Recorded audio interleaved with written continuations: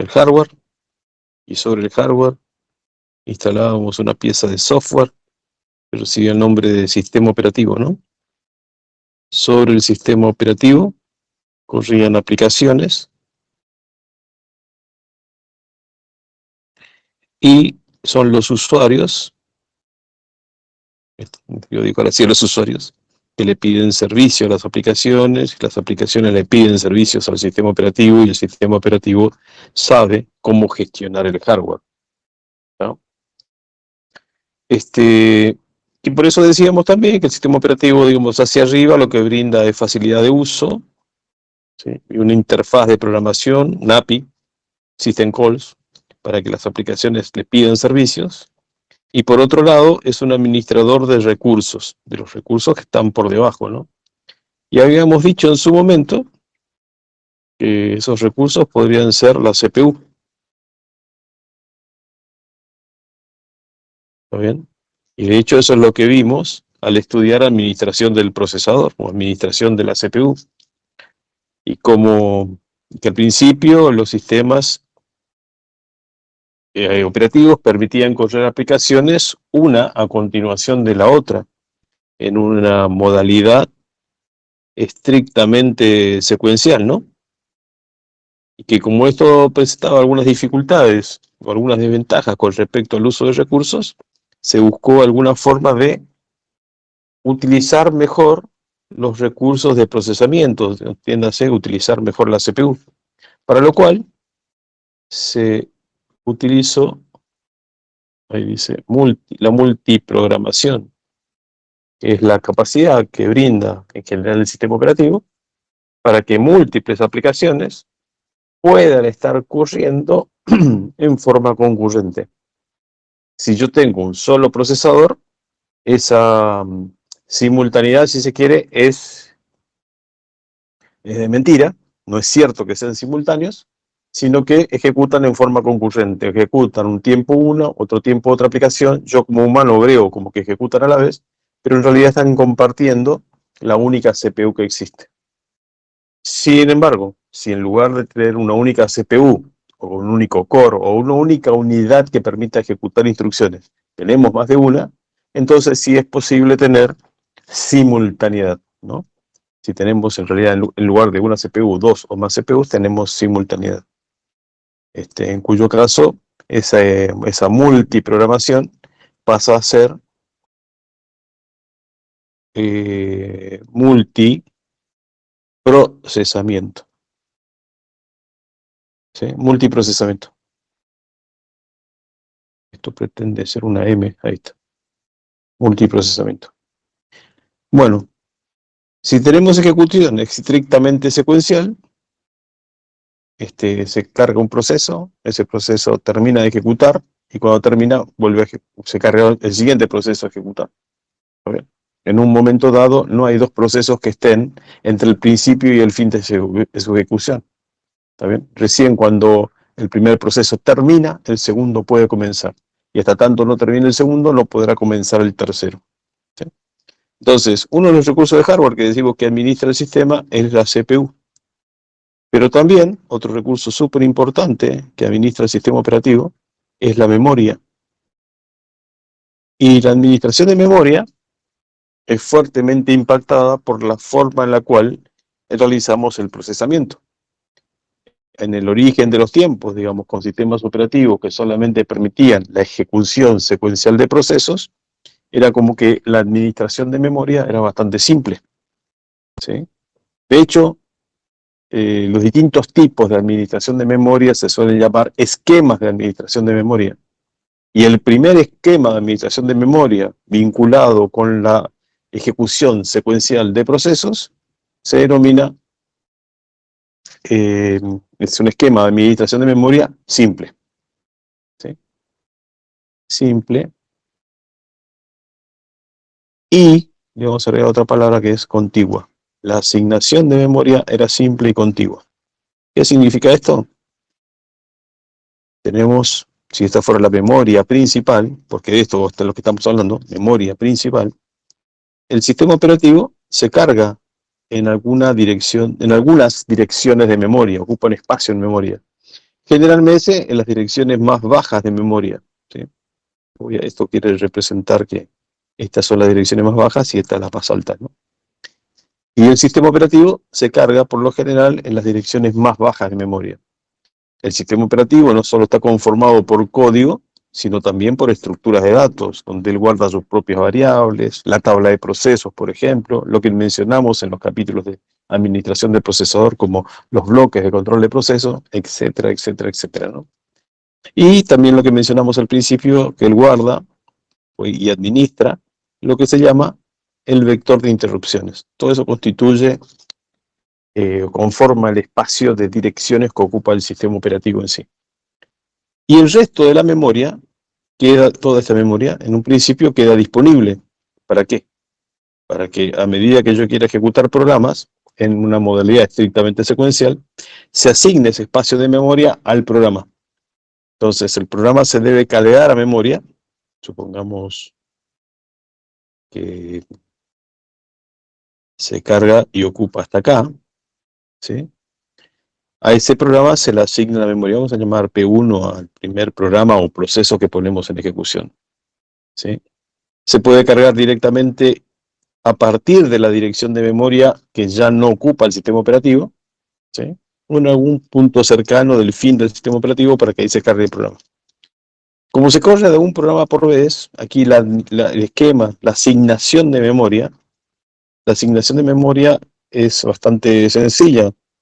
Es toda la memoria que no ocupa el sistema operativo, constituye un gran bloque de memoria, que en este caso se le asigna al primer proceso que venga, ¿sí? Ese primer proceso que venga se tiene que cargar a memoria. Como es un único proceso, se dice que la administración de memoria es simple. Por otro lado, cuando se carga ese programa, se carga con todas las instrucciones, todos sus datos, uno a continuación de otro, ¿sí? Y ese programa no tiene que ser sí o sí más chico que el espacio de memoria disponible. No puede superar este espacio de memoria.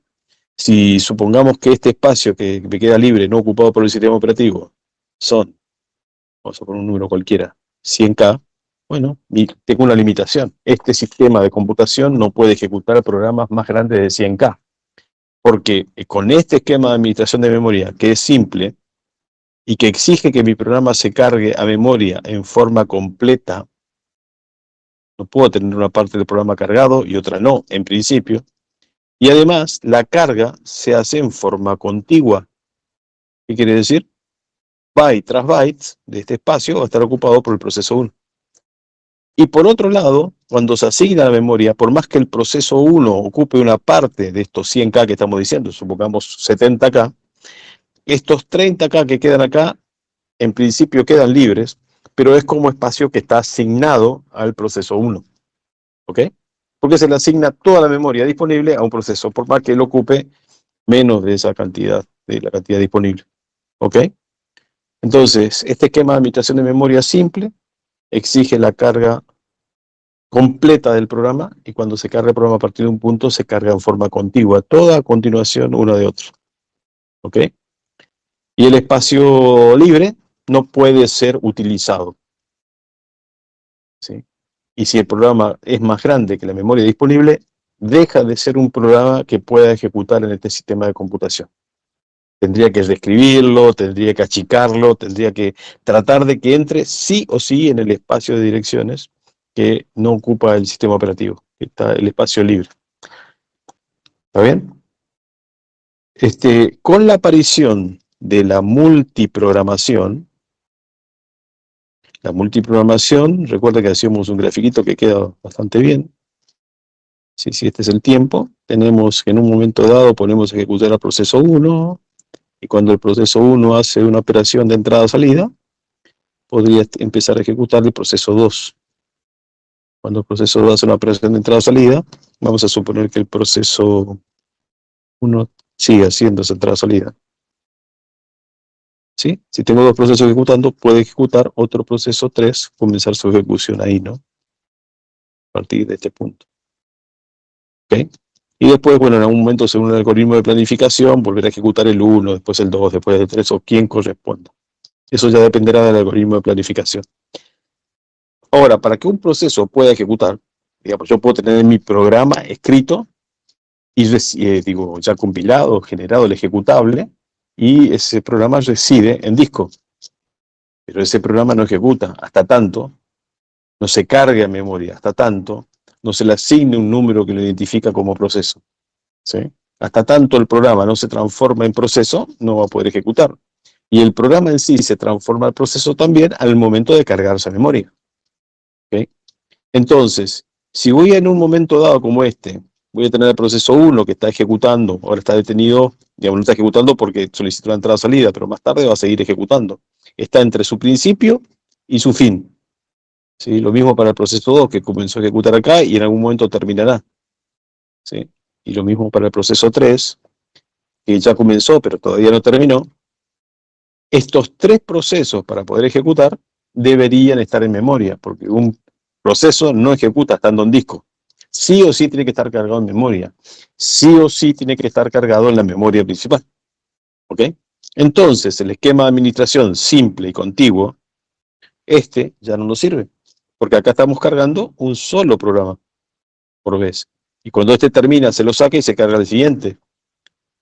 ¿Sí? Acá lo que necesitamos, como tenemos varios procesos ejecutando de manera concurrente, en este ejemplo 3, necesito que la memoria al menos, ese espacio disponible, al menos se divida en tres partes. ¿Ok? Entonces, como aparece esa necesidad de cargar a varios procesos a la vez, hay que dividir la memoria de otra manera. ¿Sí? Aparece otro esquema de administración de memoria que se llama administración de memoria particionada. Epa, ¿qué dice? Qué bacana. Acá está. ¿Sí? Particionada.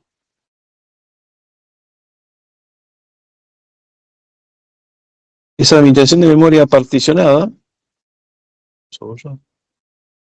requiere que,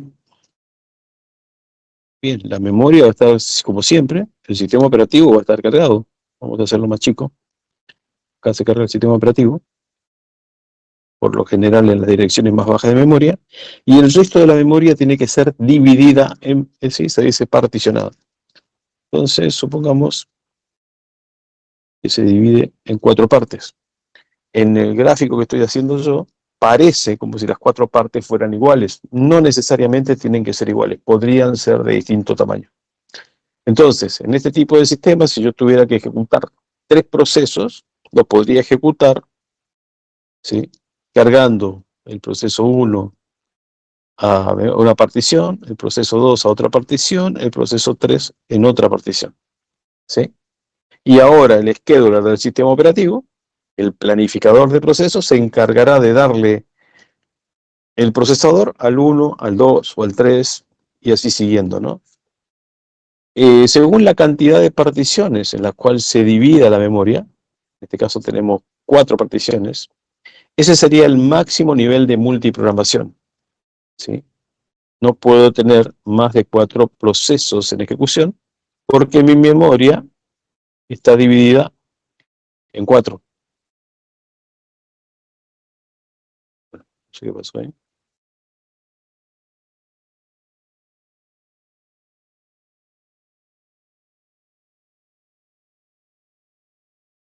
Ahí está.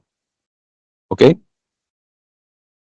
Entonces, en principio, cuando se diseñó este esquema de administración de memoria basada en particiones, las particiones eran definidas en el sistema operativo al momento de instalación. ¿Sí? Yo estoy hablando de fines de la década del 40 a principios de la década del 50 más o menos, en donde las computadoras que existían eran grandes computadoras que ocupaban toda la sala de un tamaño importante, ¿no? Lo que habitualmente conocemos hoy como mainframes. Lo que pasa con un mainframe de hace un montón de años atrás, que tendría por supuesto mucha menos capacidad de cómputo que los celulares que tenemos hoy, ¿no? Pero de todas maneras, esos eran los equipos más potentes que había. Por supuesto, no lo instalaba un usuario, no cualquiera podría ser usuario de estas computadoras porque había que tener mucho dinero para eso. Tiene que ser una empresa muy grande o un organismo estatal con una capacidad de inversión importante, ¿sí? Centros de investigación también, en donde sí, se invertía algunos millones de dólares en comprar una computadora, ¿no? Como parte del servicio de la instalación, el fabricante de la computadora no solo entregaba la computadora y la instalaba en esa sala, sino que además iban técnicos especializados en sistemas operativos para definir, entre otras cosas, el tamaño de la partición. El tamaño de la partición sería de alguna manera el tamaño de algunas tablas internas también del sistema operativo. O sea que customizaban el sistema operativo para esa instalación y generaban ahí el ejecutable del sistema operativo. Y ese ejecutable del sistema operativo que se levantaba cada vez que uno prendía el equipo, levantaba y decía, bueno, acá está cargado el sistema operativo al principio de la memoria y el resto de la memoria se divide en estos tamaños. Entonces, por lo tanto, el tamaño de esas particiones, el tamaño, el número y el tamaño era fijo, ¿sí?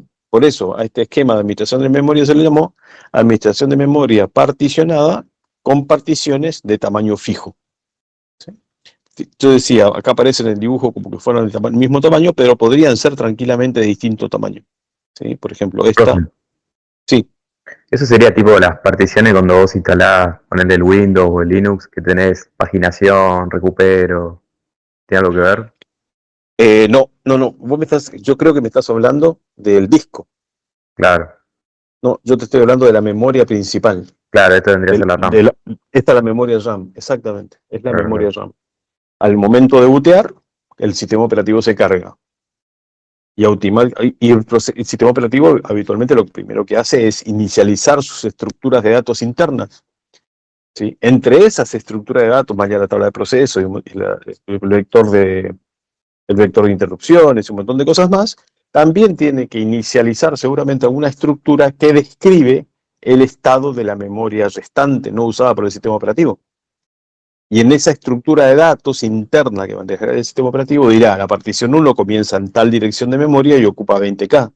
La partición de memoria 2 comienza en otra dirección de memoria y ocupa 40K, ¿sí? La partición 3 ocupa 10K y la partición 4, que no tiene, bueno, no tiene ningún proceso todavía, ponerle que ocupe 15K. Cuando escribo estos números, estoy escribiendo valores muy aproximados, incluso un poco exagerados a lo que había en esa época, ¿sí? Tener una memoria de 64K era ser un multimillonario, ¿no? No, las primeras computadoras tenían mucho menos memoria que eso, ¿ok? Y ya tenían sistemas operativos con la administración de memoria particionada con particiones, en este caso, fijas, ¿sí? Entonces, al momento de instalación se definía esos datos para el sistema operativo y se generaba el código para el sistema operativo, el ejecutable, ¿sí? Y ese ejecutable era el que boteaba siempre y ahí se cargaban los programas. Entonces, los procesos, a ver, voy a borrar esto, voy a suponer que recién inicializó el sistema operativo y que todas las particiones están vacías, ¿sí? Entonces, y yo tengo varios procesos para ejecutar. Y cada uno de estos procesos tiene un determinado tamaño, ¿sí? Acá lo ideal sería que las particiones estén, ¿cómo se diría? Que estén ordenadas de mayor a menor, ¿no? De menor a mayor. Bueno, pero el tema es así. Tengo la partición 1, tengo el proceso 1. ¿En qué partición se cargaría? Bueno, en algunas, supongamos que ocupa 30K el proceso 1. ¿Sí? No hay muchas opciones, solamente se podría cargar, en este caso en la segunda partición, ¿no? Que es esta. Acá se cargaría entonces el proceso 1. El proceso 2, supongamos que entra en 20K, se cargaría acá.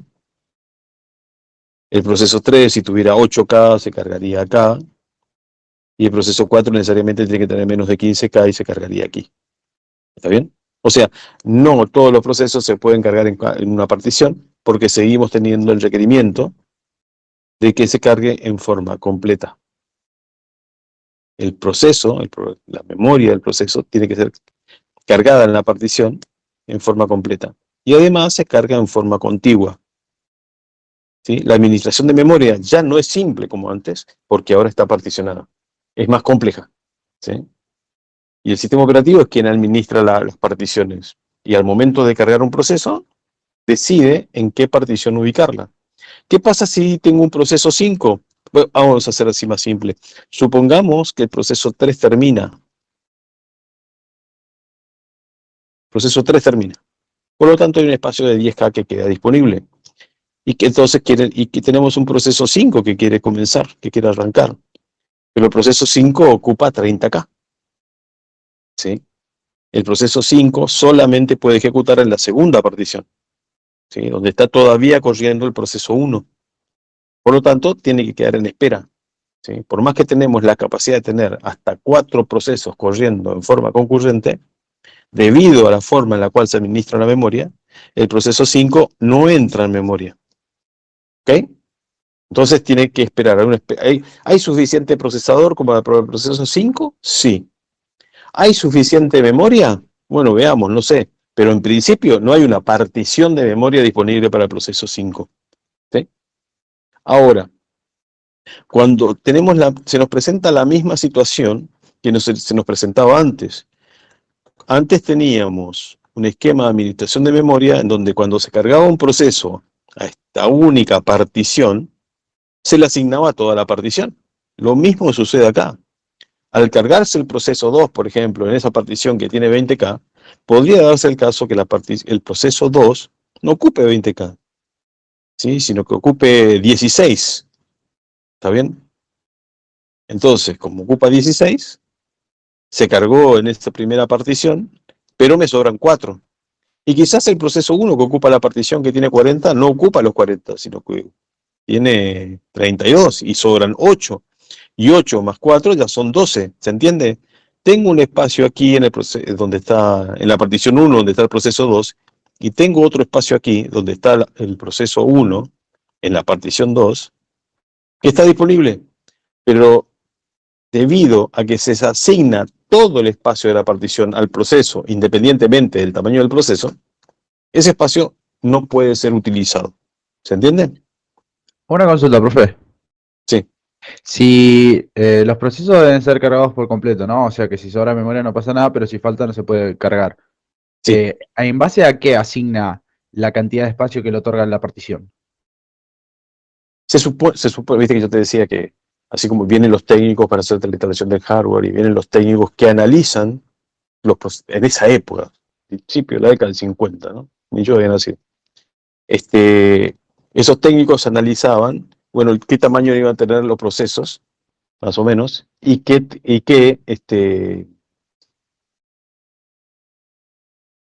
tamaño, y cuál era, según la memoria que tenías, y cuál era el nivel de multiprogramación que ibas a tener. ¿Sí? Entonces decían, son 4 particiones, no, son 8 particiones, y cada partición de estos tamaños, porque este más o menos es el mix de programas que vas a correr. Había una planificación previa, pero esa planificación te condenaba de por vida a trabajar con el mismo tamaño de partición, y con el mismo número, ¿ok? Sí. Bien. Bueno, entonces no todo programa puede correr en toda partición y los programas cuando lo corren en una partición no pueden ser más grandes que la partición, pero sí pueden ser más chicos. Y como pueden ser más chicos, puede ser que tenga espacio sobrante en cada una de las particiones. ¿Sí? Todas estas particiones que están ocupadas pueden tener un espacio que esté libre. ¿Sí? Entonces, ¿qué pasa? Fíjense, me parece que tengo una partición acá que tiene 10K y tengo un programa de 15K para correr. Pero tengo digamos que podría correr si sumo los 10K más todos esos espacios que me quedan libres dentro de la partición. Lamentablemente, los espacios libres dentro de la partición no se pueden utilizar. ¿Ok? Se dice que tengo un desperdicio de memoria y a ese desperdicio de memoria se lo conoce como fragmentación de memoria. ¿Está bien? Fragmentación interna. O sea, tengo partida la memoria, acá dibujo una sola partición. ¿Sí? Acá cargué el proceso, acá tengo el proceso, y este espacio de memoria que queda acá por debajo es un espacio desperdiciado. ¿Sí? Y a ese espacio desperdiciado llamamos fragmentación interna. Y esto me pasa en esta partición, me pasa en la otra, me pasa en todas las particiones. ¿Está bien?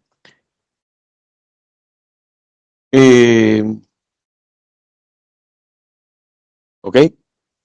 Anoten esto, digamos, recuerden esto, tengo fragmentación interna. Es un problema que me ocasionan estas particiones que son fijas. ¿Está bien? ¿Por qué tengo fragmentación interna? Tengo fragmentación interna porque al momento de instalar el sistema operativo, cuando vinieron todos estos cráneos, los técnicos, y definieron la cantidad de particiones y el tamaño de cada partición, definieron un valor, y bueno, que no se ajusta exactamente a todos los procesos que yo tengo, a mis necesidades. ¿Sí? Y el tema es que se decidió una vez, hace mucho tiempo, y eso va a perdurar a lo largo del tiempo, porque el sistema operativo siempre levanta con el mismo tamaño de partición.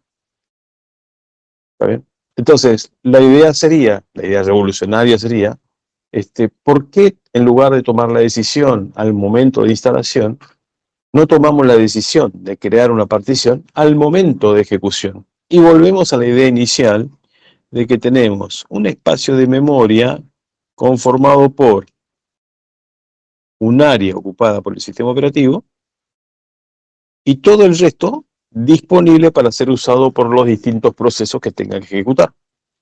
Entonces, si viene el proceso 1, que requiere 20K, ya yo no preparticiono la memoria, sino que al momento de querer ejecutar el proceso 1, ahí la partición. Ahí la divido, ahí le asigno 20K al proceso 1 y lo cargo. ¿Está bien? ¿Sí? ¿Tengo fragmentación interna dentro del espacio que le asigné al proceso 1? Y no, porque claramente cuando el proceso 1 quiso ingresar como proceso, el sistema operativo, el cargador dice, che, necesito 20K, y el sistema operativo le asignó 20K, y listo, se cargó ahí. Si viene el proceso 2, que requiere 10K, bueno, se le asignará 10K y se cargará el proceso 2. Ni dentro del espacio asignado por el proceso 1, ni dentro del espacio asignado por el proceso 2, tengo fragmentación interna. ¿Sí? ¿Cuál es el tamaño de las particiones? Y el tamaño de la partición, la respuesta es correcta, como en la gran mayoría de las cosas, la respuesta correcta es depende. ¿Y de qué depende? Del tamaño del programa. Si el programa tiene 20K, el cargador del programa lo detecta y dice, bueno, entonces se crea una partición de manera dinámica, on the fly, al vuelo, al momento que se va a poner en ejecución el programa. Y ocupa ese espacio. ¿Sí? Y las particiones no tienen tamaño fijo, sino que ahora el esquema de administración de memoria, por supuesto, sigue siendo particionada, pero en lugar de ser con particiones fijas, es con particiones variables. ¿Okay? ¿Así es como funciona hoy en día? No, así fue la evolución histórica. Ah, la evolución. La evolución histórica fue así. Hoy ya los sistemas no trabajan con una administración de memoria particionada.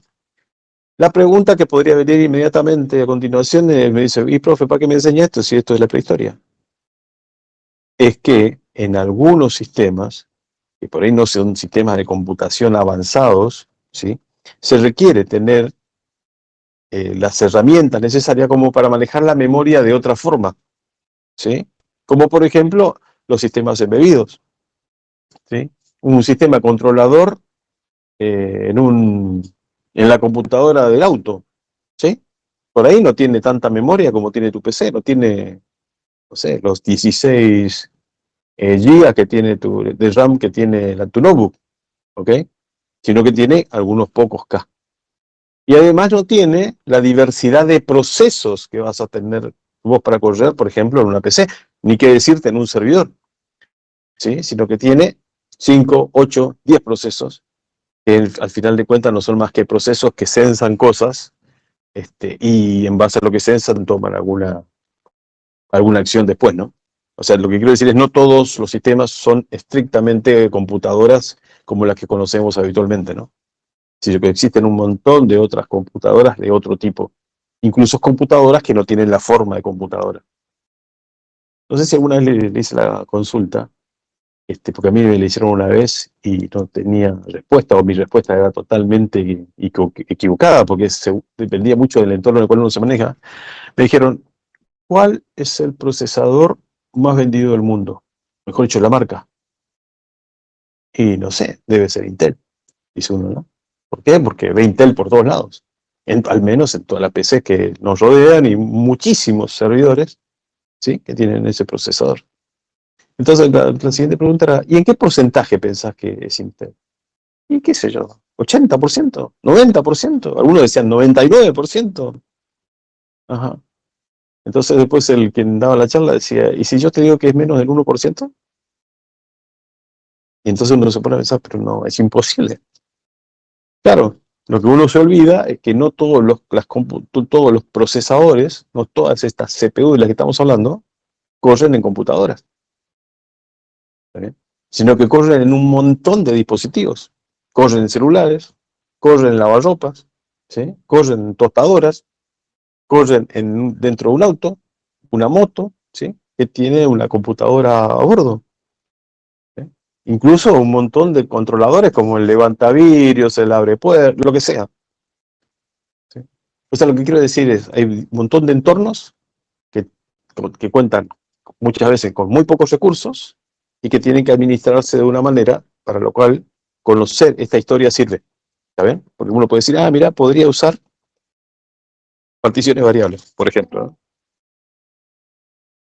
¿Está bien? Bien.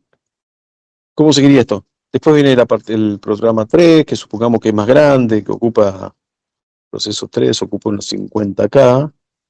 Y después viene el programa 4, que ocupa otros 50, supongamos. Programa 4, que ocupa 50K, y que no entra. No entra acá, porque acá sobra menos, supongamos. Entonces tiene que esperar. Tiene que esperar que algún otro proceso termine, porque ya no entra. ¿Ok? Bien, ¿qué pasa si termina el proceso 2? Epa, que no sé qué tamaño tenía, a ver. Habíamos dicho tiene 10K. Bueno, para hacerla simple, vamos a suponer que acá abajo hay 40, por eso no entra 50, pero acá hay 10K en este espacio. 40 más 10, 50, entra perfecto. ¿Se puede cargar? No. Me parece que no, profe. Claro, porque el programa tiene que ser cargado en forma completa. ¿Podría ser? Sí, tengo 40 más 10. En forma contigua, no. Acá tengo 2 huecos de memoria, así se los suele llamar, huecos, pero al no estar juntos, no se pueden utilizar. No puedo cargar mi programa en forma contigua, ¿sí? Quizás podría cargar en forma completa, pero no contigua. ¿Ok? Entonces, en un principio, esto no se podría hacer. El proceso 4 no entra. El proceso 4 debería esperar. ¿Sí? Bien. Cuando tengo varios programas cargados en memoria y puestos en ejecución, se me presenta un pequeño... Bueno, también se me presenta el problema cuando tengo una sola partición, como acá, ¿no? Un espacio por sistema operativo y otro espacio para el proceso 1. El proceso 1 con su memoria, digamos, puede hacer lo que quiera. Puede tener un puntero no inicializado que en lugar de estar apuntando, por no estar inicializado, y por tener basura, digamos, como variable, en lugar de estar apuntando a un dato, está apuntando a código, por ejemplo. ¿Sí? Si yo accedo a través de ese puntero a donde está apuntando, en lugar de leer un dato, voy a estar leyendo código. Y si deposito un dato en el lugar apuntado por el puntero, estoy destruyendo código con datos. O sea, y que cuando mi programa trate de ejecutar ese código, vaya a no saber lo que hace. ¿Sí? Lo que quiero decir es que mi programa se puede estar como autodestruyendo por tener punteros no inicializados. ¿Sí? Estar apuntando a un área de datos o estar apuntando a un área de código, y está apuntando a un área de datos que no le pertenece, y yo lo uso mal el puntero porque no lo inicialicé, y al depositar un dato ahí, estoy depositando un dato sobre, no sé, un entero, porque estoy considerando que tengo un puntero entero y en realidad del otro lado hay un carácter y lo estoy destruyendo. ¿Ok? Pero bueno, eso sería un error interno, un error de programación. Está bueno que si alguien paga las consecuencias, la pague el mismo proceso, ¿no? El usuario que programó mal genera un error en su propio programa. No estaría tan mal, digo. No tendríamos consecuencias que vayan más allá del programa mal utilizado, mal desarrollado. Pero podría darse el caso de que ese puntero no inicializado, que está acá, está apuntando a área del sistema operativo. Y ahí sí que estamos en problemas, porque podría estar tocando una estructura de datos, podría estar tocando el vector de interrupciones, por ejemplo, pisando el valor que tiene que tener y reemplazarlo por otro, ¿sí? ¿Sí? Eso debería, el sistema operativo, de alguna manera, debería estar protegido para que un programa mal desarrollado o un programa mal intencionado, que también los podría haber, también los hay, destruya el sistema operativo. ¿Está bien?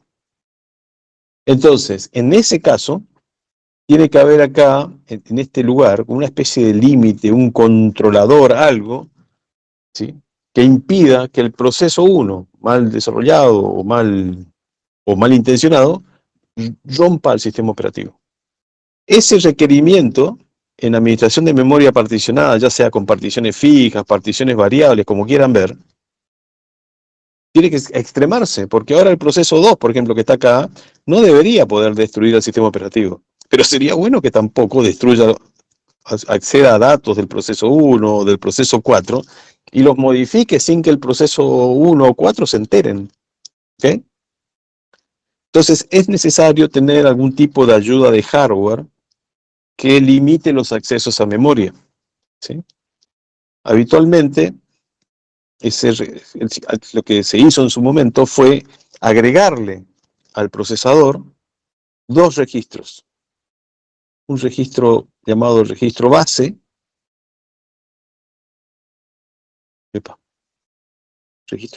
y otro registro adicional llamado registro límite. ¿A dónde apuntarían estos registros? O sea, cuando el proceso 1, que está en esta partición, está corriendo, el registro base debería apuntar a donde comienza el proceso. Y el registro límite, de alguna manera, debía apuntar al lugar donde termina el espacio de memoria asignado a este proceso.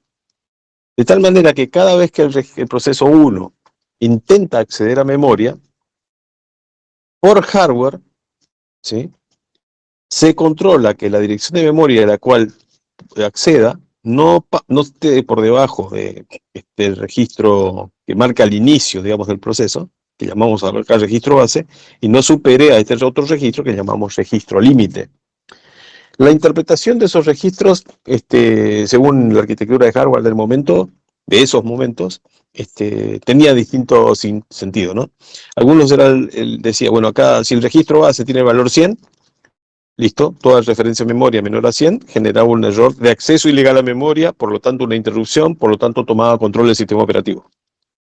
Todo acceso de memoria que superaba el registro límite, o un registro que también, en lugar de llamarse límite, era un registro que decía cuál era el tamaño del programa, ¿sí?, si superaba el tamaño del programa, si superaba la dirección registro base más el tamaño del programa, se suponía también un acceso ilegal a memoria porque salía de este espacio, del espacio asignado al proceso 1. También un acceso ilegal a memoria. Los accesos ilegales a memoria generan una interrupción. La interrupción la captura el sistema operativo. ¿Y qué hace el sistema operativo con un programa que está accediendo a memoria que no le corresponde? Que se entiende que está o mal programado o mal intencionado, que tiene un error de programación o efectivamente está tratando de cometer un daño, simplemente lo cancela. ¿Está bien? Profe, disculpe la interrupción, ¿puedo volver a Sí. explicar esto último? Porque justo se me fue el internet. Me quedé en la parte de las particiones, en crear particiones para usar el programa. Ok, para. Voy a hablar de esta parte de memoria y después volvemos al tema de particiones. Sí, lo que digo es, la memoria se divide en particiones, tu programa se carga en una partición, que puede ser fija o puede ser de tamaño variable, porque se define al momento de carga, pero el sistema operativo tiene que apoyarse en facilidades de hardware, digo, el hardware tiene que ser mejor, tiene que proveer más recursos, como por ejemplo dos registros, registro base y registro límite. Al momento de ejecutar el proceso 1, que está entre estas dos direcciones de memoria, el registro base se tiene que cargar con esta dirección, supongamos la dirección de memoria 100, y el registro límite se tiene que cargar con esta otra dirección de memoria, que es el valor de memoria 200. ¿Ok? Toda referencia a memoria fuera de ese rango se considera un acceso ilegal a memoria. Si cargamos el proceso 2 a partir de la dirección de memoria 100, de 200, o sea acá, está clarito que no puede ir por debajo del 200, ni tampoco podría ir debajo de, no sé, de esta otra dirección de memoria que podría ser la 350. ¿Está bien? O sea, el proceso queda enmarcado, ¿sí? Y el registro base y registro límite, los valores que tienen, son por proceso. Por lo tanto, esa información de cuál es el valor del registro base y cuál es el valor del registro límite, es información que tiene que estar contenida en el bloque de control de procesos que describe al proceso.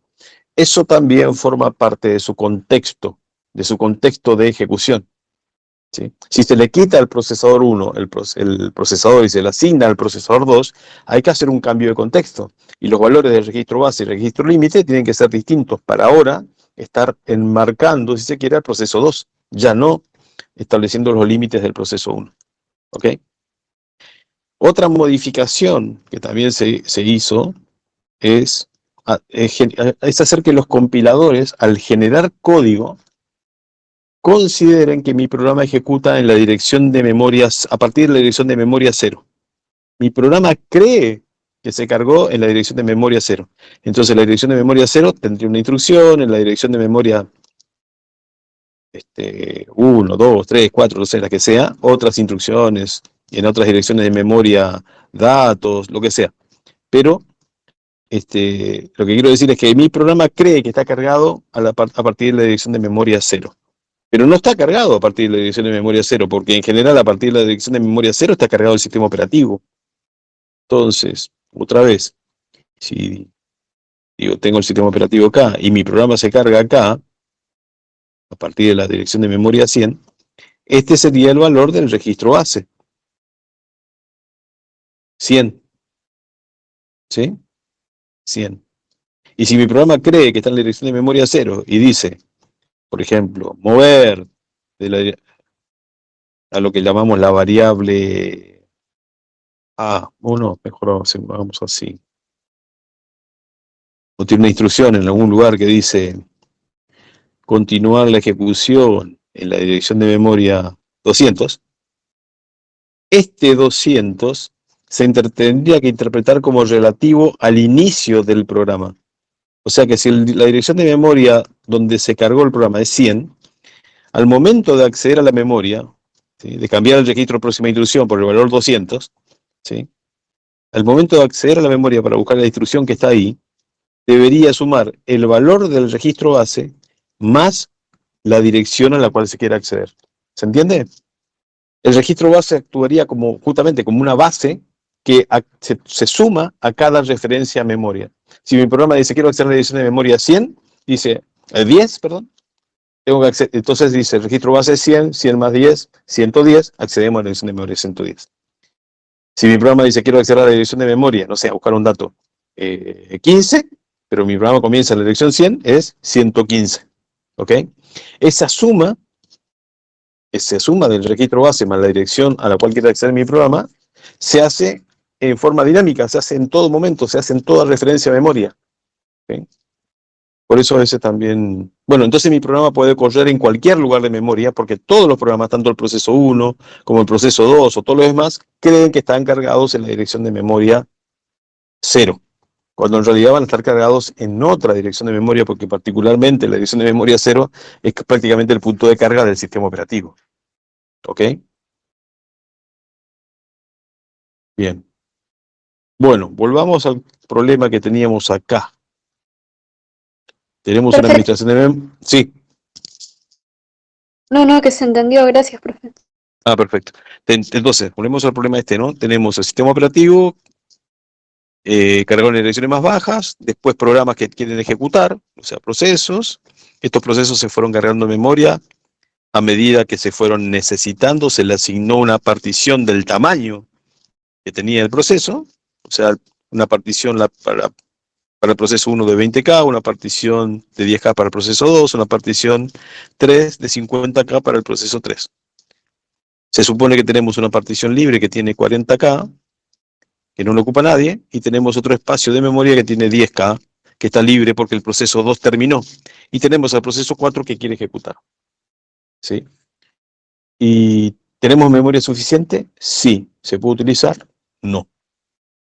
Entonces, a ese problema de tener memoria suficiente, pero al no estar contiguo no se puede utilizar, también se llama fragmentación. ¿Sí? ¿Recuerdan que hablamos de una fragmentación que llamamos interna?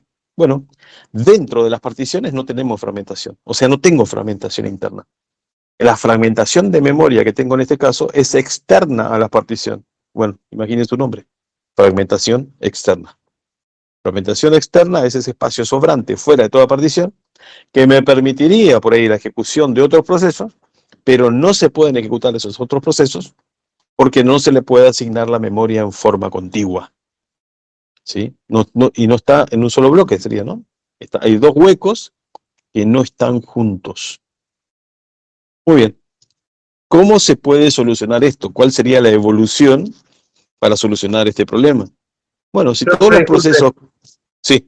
Si no, entonces en la partición fija hay una ¿cómo es? Fragmentación interna. En cambio en la variable hay una externa porque claro, porque no hay contigüidad entre los espacios. Exactamente. Ah, Es exactamente lo que dijiste, sí, perfecto. claro, listo. Fragmentación interna es el sobrante de la partición que no puedo utilizar para nada.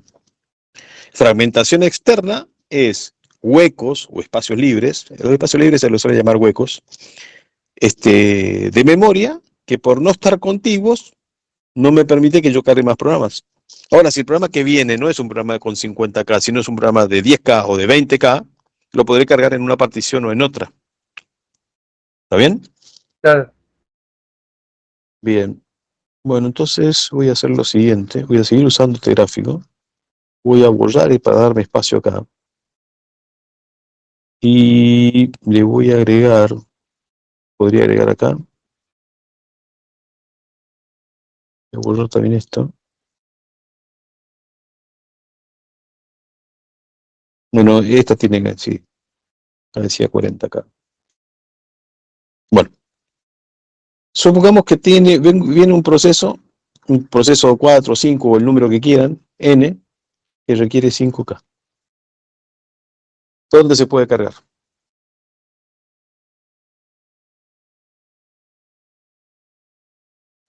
En Se cualquiera puede de los cargar dos. en cualquiera de los dos. Bueno,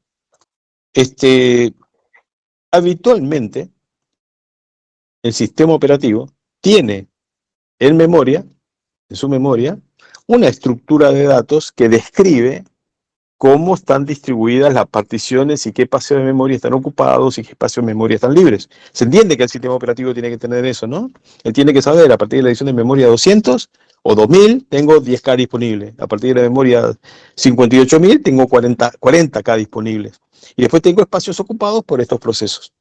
Cuando un proceso termina, como nos pasó en el proceso 2, dice, acá hay un espacio nuevo que está libre y que es de 10K y comienza en tal lugar donde antes comenzaba el proceso 2. Toda esa información el sistema operativo la tiene que tener registrada en alguna estructura de datos, en una tabla que describe cómo está asignada la memoria. ¿Está bien? Entonces, al venir un nuevo requerimiento como este, el proceso N, los procesos... Sí. Lo ideal sería que lo ponga donde está el proceso 2, ¿no? Lo ideal, digo, porque Claro, ¿para qué va a ocupar el de 40 si puede entrar en el de 10? Que deje libre el de 40. Claro, puede ser, es una posibilidad. Justamente eso es lo que quería discutir. Entonces, un criterio podría ser, mira, el sistema operativo va a tener que laburar, va a tener que esforzarse, por ahí para nosotros una pavada, no lo vemos como un gran esfuerzo, pero recorrer la estructura de datos y determinar dónde cargarlo. ¿Sí? Y podría hacer lo que me acaba de decir este alumno que no registré tu nombre, y decir, che, ponerlo en el 10. Perfecto. Entonces, lo que hace es, el espacio de 10K, lo dividirá por la mitad, cargará el proceso ahí quedó un P algo, ¿sí? Cargará ahí el proceso, y el pedazo de abajo, este espacio de acá, queda libre. Entonces acá, en lugar de 10K libre, me quedan 5K libres. ¿Está bien? Ya no 10, 5. Porque el otro me ocupó 5. ¿Qué hice? entre las dos opciones que tuve, te cargaron el espacio de 5, el de 10 o en el de 40, lo cargué donde mejor ajustaba, donde mejor calzaba, en donde el tamaño era más parecido al tamaño que tenía mi programa, mi proceso, ¿ok? Entonces se dice que se hace un ajuste o un calce, ¿sí? Y eso se llama el mejor ajuste. Best fit. Fit sería el ajuste, ¿no? ¿Qué tal calza?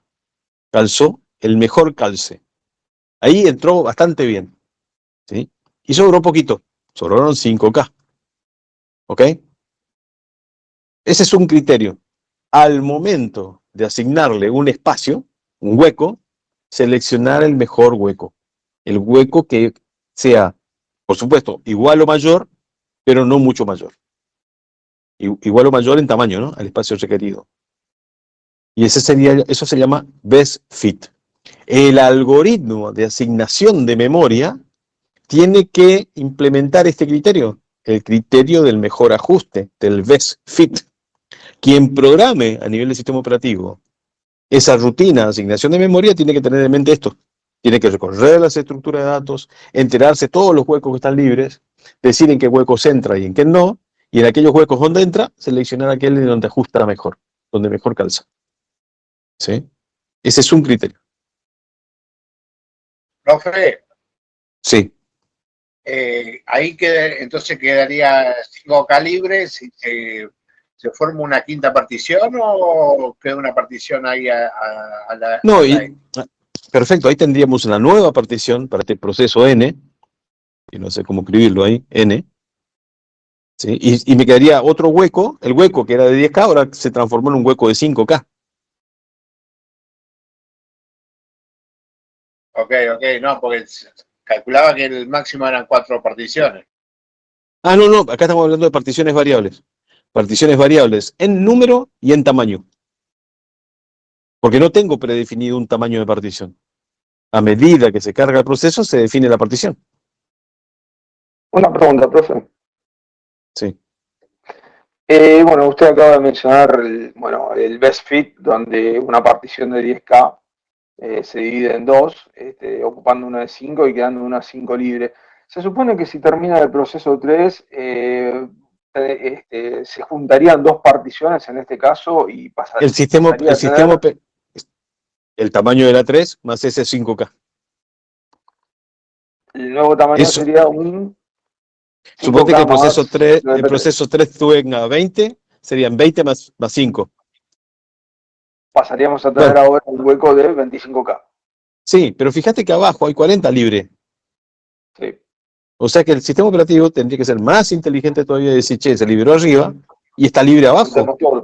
Entonces juntemos todo. El hueco no son 3 huecos que están juntitos. Los huecos juntitos deberían ser considerados como un único hueco. Claro. ¿Está bien?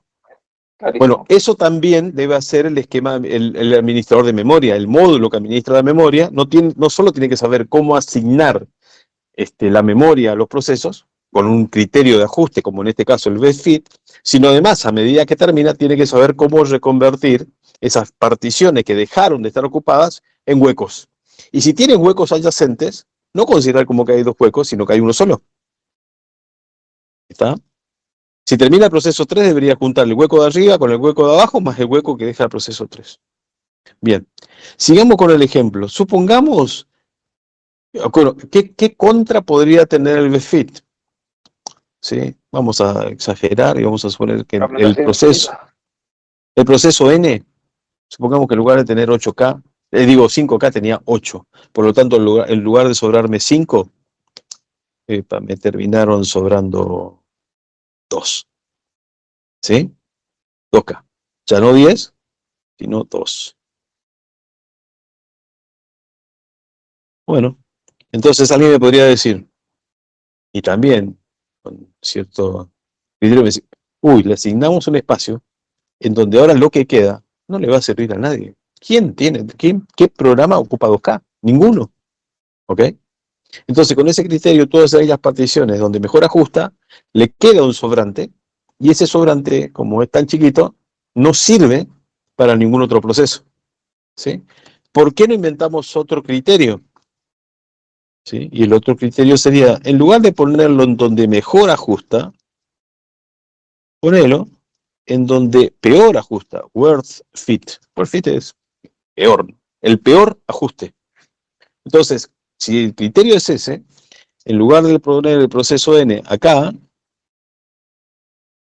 Lo pones en el último. lo pones en el último. Total, ¿qué quería? ¿8? Bueno, hay 40, dale esos 8, sobran 32. Y esos 32 que sobran le pueden servir a cualquier otro proceso que venga a continuación. ¿Ok? Ya tenemos dos criterios. En ambos casos, el sistema operativo tiene que, porque acá estamos en una versión simplificada, ¿no? Con pocos huecos, pero podría ser que estos huecos sean mucho mayores, muchos más, sobre todo después de mucho tiempo de ejecución y de distintos tamaños de procesos. Entonces, el sistema operativo tiene una estructura de datos que puede ser grande para describir como una tabla o una lista encadenada o como quieran, algo que refleje el estado de la memoria. ¿Sí? Entonces, con best fit tendría que buscar el mejor, recorrer toda esa estructura de datos, quedarse con el mejor. Worst fit debería recorrer la misma estructura de datos y quedarse con el peor. ¿Sí? Entonces, algunos pueden decir, de hecho, algunos lo han dicho, hey, nos estamos esforzando un montón, porque esa asignación de memoria se da muy frecuentemente, a medida que nace y muere un proceso. ¿Sí? En sistemas batch, por ahí que demora cada proceso un montón de tiempo, dice, bueno, no importa, pero en sistemas que son interactivos sobre todo, eso de estar creando y guardando particiones y asignando memoria permanentemente y qué sé yo, puede ser una sobrecarga de trabajo porque se da muy frecuentemente. Entonces, ¿para qué recorrer esa estructura del principio hasta el final y saber cuál es el mejor ajuste o cuál es el peor ajuste? Si lo único que necesitamos es asignar memoria al proceso, y una vez que le asignamos la memoria, va a ejecutar y a los 2 milisegundos ya va a terminar. Tanta historia para que el tema se resuelva en 2 milisegundos de ejecución del proceso. Porque le asigno la memoria, la ocupa y la libera. ¿Está bien? Y ese criterio fue un criterio muy utilizado. Entonces yo realmente conocí sistemas operativos bastante modernos que usaban ese criterio. El de para qué nos vamos a esforzar tratando de asignar el mejor ajuste o el peor ajuste, si al final de cuentas lo importante es que entre. Total, pronto termina. ¿Sí?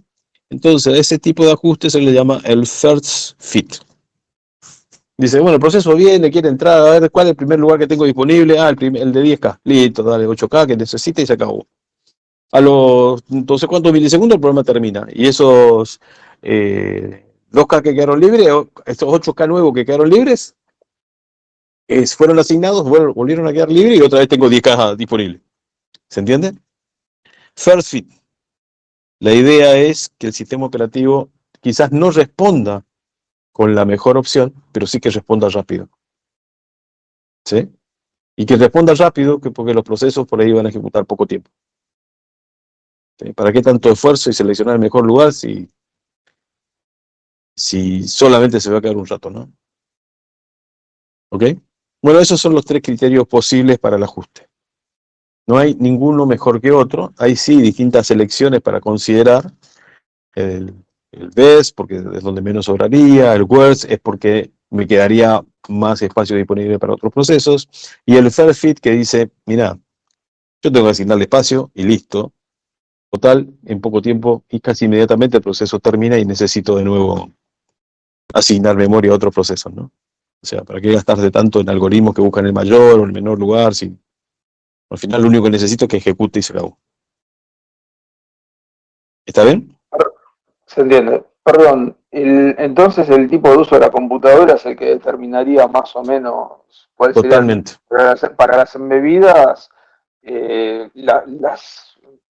¿cómo se llama? Las que generan fragmentación externa serían lo más adecuado. Sí, por ahí tener un sistema operativo súper simple, es más, porque muchos de los sistemas embebidos son sistemas que tienen pocos recursos de hardware. Pensá que muchos incluso pueden estar trabajando hasta con batería, si es que estamos hablando de Internet de las cosas, ¿sí? Tienen que ser rápidos y consumir nada de recursos. No pueden estar ordenándote una tabla para ver cuál es el mejor y el peor, y eso hacerlo de forma permanente. Porque todos esos ciclos de CPU lo vas a gastar, te va a consumir energía, vas a consumir tiempo, y vas a consumir batería, ¿ok? Y no sería un buen negocio. Sí, es así tal cual como decís. La situación te va a determinar qué es lo mejor. Clarísimo, profe. Sí, no es lo mismo un auto de Fórmula 1 para correr un gran premio que una bicicleta para ir a la panadería, digamos, ¿no? Con la bicicleta no corro el gran premio, con el Fórmula 1 no voy a la panadería a comprar pan. No tiene sentido. Podría, digamos, pero no tiene mucho sentido. Por una relación costo-beneficio. Sí, cómo no.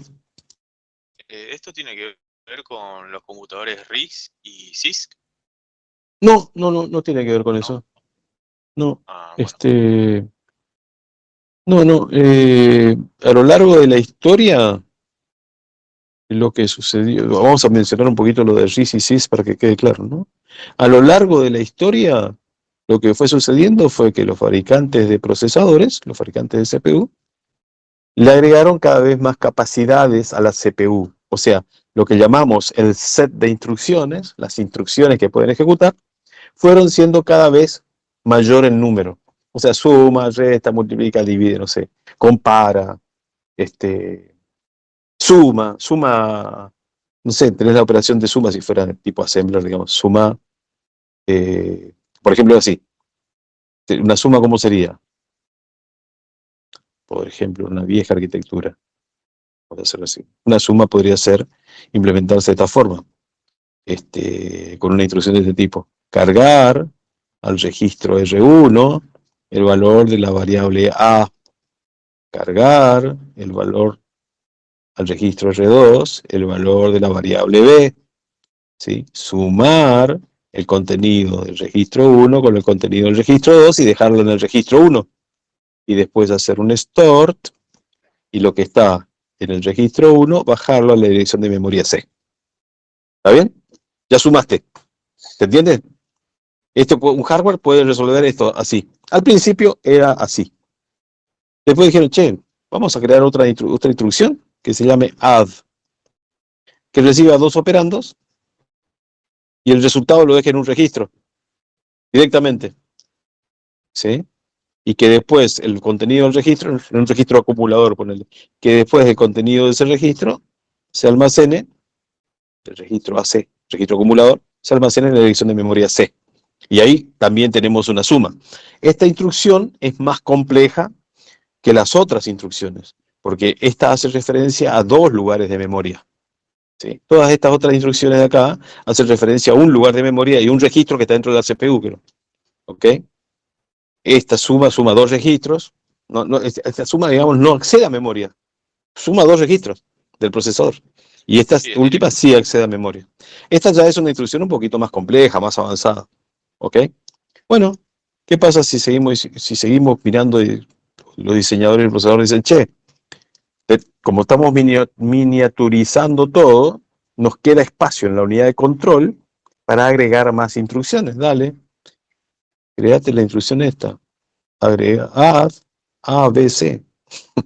Lee A, lee B, sumalos y depositalo en C. Está buenísimo. ¿Ok? ¿Ok? Y en una sola instrucción hace los load, hace la suma, hace el stort, hace todo. Esta instrucción es más compleja que las anteriores. ¿Sí? Por supuesto, este add tiene un código de máquina que es distinto a este, ¿no? A este otro. Este suma 2 operandos, este trabaja con 3 operandos. 3 accesos a memoria y encima una operación de suma. Bueno, esto siguió evolucionando. En un momento dijeron, che, tenemos 2 vectores, el vector 1 y el vector 2. Vector 1, vector 2, tienen 20 posiciones. Sumá los vectores. Perdón. Voy a hacerlo.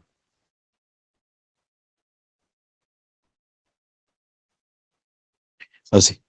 Tengo el vector 1, tengo el vector 2 y tengo el vector 3. Sumá el vector 1 elemento a elemento con el vector 2 elemento a elemento. Y déjame los resultados del vector 3. Ah, y la cantidad de elementos son 20. 4 operandos, una única instrucción y te sumo un vector. ¡Wow! Ya está, digamos, ¿no? O sea, va a hacer de todo.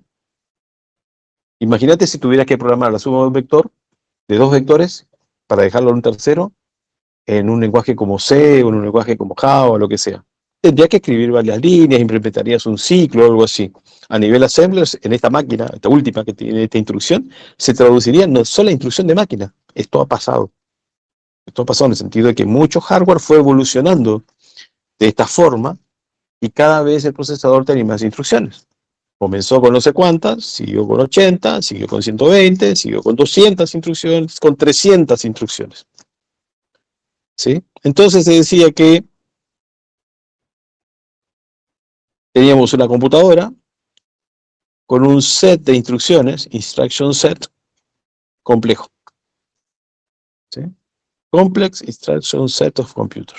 Computadora con un conjunto de instrucciones complejo. Arquitectura, a eso se llamó arquitectura CISC.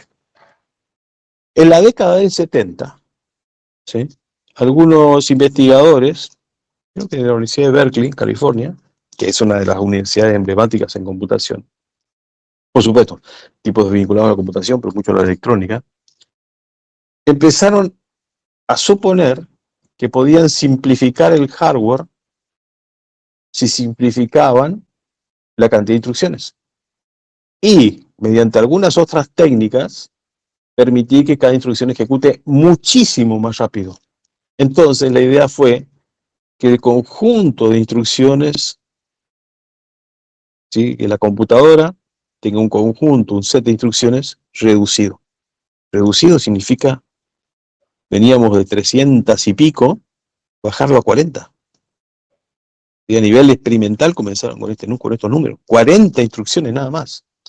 Y esas instrucciones, fíjate que acá te encontrás con instrucciones que tienen, estas instrucciones tienen un tamaño, ocupan en memoria un determinado tamaño, ¿sí? Esta instrucción ocupa un tamaño mayor, porque tiene 2 direcciones de memoria, más la instrucción en sí. Ocupa más espacio. Uno puede ocupar 2 bytes, la otra ocupa 4. Esta instrucción, no los datos, sino la instrucción, puede estar ocupando 6, puede estar ocupando 8 bytes, ¿sí? Entonces el conjunto de instrucciones era de longitud variable. Entonces, si por algún motivo la computadora venía ejecutando, digamos, acá tengo mi programa y ejecuta esta instrucción, ¿cuál es la siguiente instrucción? Ay, qué sé yo, depende del tamaño de esta instrucción. Si esta instrucción ocupa 2 bytes, la siguiente instrucción está 2 bytes para abajo. Pero si esta instrucción ocupa 8 bytes, la instrucción está acá. Entonces, mientras está buscando esta instrucción para buscarla, decodificarla y ejecutarla, él no sabe dónde está la siguiente instrucción hasta tanto no termine la decodificación. ¿Qué pasa si construimos un computador que no tenga instrucciones de tamaño variable? Que no haya instrucciones de 2 bytes, otras de 4, otras de 8, otras de 6. Que todas ocupen 2 bytes, se acabó la historia. Entonces, basado en ese concepto, el procesador podría decir, bueno, tengo que hacer una dirección de memoria para buscar la instrucción, decodificarla y ejecutarla. Pero, por otro lado, podría estar, ¿sí? Bueno, entonces cuando busca esta instrucción, primero la busca, después la decodifica. Pero cuando la está decodificando, a esta primera instrucción, podría estar buscando la siguiente instrucción, porque sabe ya dónde está. ¿Sí? Entonces, como la fase de ejecución de instrucciones tiene 4 etapas, por ejemplo, búsqueda de instrucción, decodificación, búsqueda de operandos y ejecución, cuando está en la segunda etapa, que es la decodificación, puede estar en la primera etapa de la instrucción siguiente. Cuando está en la tercera etapa, en la búsqueda de operandos, la primera instrucción, la instrucción siguiente podría estar ya en la decodificación y una tercera instrucción podría estar siendo buscada. O sea, el procesador podría paralelizar, estaría ejecutando de una instrucción por vez, pero estaría adelantando fases de las siguientes instrucciones. ¿Sí? Esa es una de las características que tienen los procesadores RISC. Entonces, tener pocas instrucciones significaría tener instrucciones simples que me permitieran tener un conjunto reducido que podrían ejecutar más rápido. Esta técnica de buscar de antemano se llama pipeline. Y esto no se podría implementar en una arquitectura CISC. ¿Sí? Y bueno, desde la década del 80 fue el furor de los 80, 90, el furor de los procesadores RISC. Porque ejecutaban con menos instrucciones mucho más rápido que los procesadores comunes, ¿no? Habituales. Se sigue con ese paradigma, ¿no, profe? No, hoy se suelen llamar a los procesadores arquitecturas CRIS. Como que es una mezcla de las dos cosas. Sí, sí, O también es importante. la tecnología permitió avanzar sobre los dos conceptos. Sí, pero la otra cosa también es cierta. Otra vez, pues yo digo, la respuesta correcta es depende. ¿Sí? Claro, el Depende contexto de uso. para qué lo vas a utilizar. Si vas a mandar Clarísimo. una computadora a Marte, ¿sí? Capaz que no te conviene que tenga un set de instrucciones impresionante. No puedes tener 200.000 megahertz, gigahertz o lo que sea, porque con toda la radiación que hay, ¿está bien? No, se te quema el procesador al toque, ¿está bien? Aparte no lo va a estar. No pasa los 40.000 kilómetros, profe. Claro, exactamente. No sale de la atmósfera, no sé. Entonces, para ese uso se necesita otro tipo de arquitectura, ¿no? Por eso es bueno conocer múltiples arquitecturas. De hecho, las que conozcas van a ser siempre. Bueno, te van a faltar, digamos, para los nuevos desafíos. Pero bueno, está bueno tener esta variedad. A ver, volvamos al tema de memoria, ¿no? Bueno, entonces, teníamos esta dificultad, fragmentación externa. Sistema operativo, un proceso, un hueco, otro proceso, un hueco, otro proceso y otros huecos, ¿sí? Y resulta que sería bueno que los huecos estén todos juntos. Bien, entonces, ¿por qué no puede decir el sistema operativo lo siguiente? Tengo un proceso que está esperando, que requiere memoria, con este espacio de memoria no le alcanza, pero si le sumo estos dos pedacitos, alcanzaría. ¿Sí? O si le sumo uno de esos pedacitos, uno de esos huecos, alcanzaría como memoria disponible. ¿Qué pasa si el sistema operativo tiene la capacidad de mover a un proceso en memoria? El proceso cree que está en la dirección de memoria 0. Entonces se podía mover todo su espacio, todo su contenido, digamos, el proceso, a direcciones de memoria más baja. Y después ajustarle el valor del registro base a ese proceso en particular. ¿Se entiende? Y el proceso ni se entera. Lo importante es que ese proceso que se va a mover no se ejecute, no esté en ejecución. ¿Ok? ¿Sí? Entonces, ¿qué sería bueno acá? Y quizás a mover al proceso 2, hacer lo que se llama una reubicación, en este caso del proceso 2, para compactar la memoria. Compactación de memoria. ¿Qué consiste esta compactación? Juntar los huecos. ¿Sí? Podría mover al proceso 2 para arriba o para abajo. ¿Y quién se va a encargar de eso? En principio, el sistema operativo. O sea, que el sistema operativo ejecutaría una rutina de reubicación en donde en un loop movería byte a byte este proceso para arriba, por ejemplo. ¿Está bien? Entonces finalmente me va a quedar pegado al proceso 1. Cuando termina esa reubicación, bueno, ya está, ajusta el bloque de control de proceso donde dice cuál es el lugar de memoria el que ocupa el proceso 2, o sea, su registro base, su registro límite, y todo sigue bárbaro, y ahora tenemos espacio de memoria suficiente como para agarrar ese proceso que no entraba. ¿Está bien? ¿Ok? Bueno, buenísimo. Reubicamos el proceso 2, compactamos la memoria, le dimos espacio al proceso 4. Está todo bien. Pero tiene una pequeña contra. La pequeña contra es que el sistema operativo tuvo que ejecutar código de reubicación. Él tuvo que encargarse de mover eso. ¿Sí? Bueno, el procesador central, o sea, el sistema operativo ocupando el procesador central, ¿no? Mientras ejecuta el sistema operativo y ocupa el procesador central, digamos, se supone que nadie más puede ejecutar. Porque estamos suponiendo siempre que tenemos un solo procesador central. Pero nosotros sabemos que para las operaciones de entrada-salida, los procesadores de entrada-salida que tienen la controladora, los procesadores que están en las controladoras, reciben instrucciones del sistema operativo. Entonces el sistema operativo le puede decir, che, ¿sabes qué? Controladora de disco, te paso la dirección de memoria, esta dirección de memoria, te paso una cantidad de bytes dentro de la memoria, que son todos estos, el tamaño del proceso 2, y ¿sabes qué? Vos encargate de copiar los discos. ¿Está bien? Y un procesador de entrada-salida, un procesador de una controladora de disco, se encarga de hacer la copia. Le tiró la orden el sistema operativo ejecutando, el CPU, digamos, ejecutando código del sistema operativo, le tira la orden al procesador de la controladora y listo, ya comenzó a copiar todo el contenido del proceso 2 a disco. Muy bien. Y el sistema operativo le asigna al procesador, al proceso 1, al proceso 3, al que sea. Al cabo de un montón de tiempo, esos son así como se miden los tiempos a nivel de las diferencias relativas de procesamiento, de velocidad de procesamiento y velocidad de acceso a disco.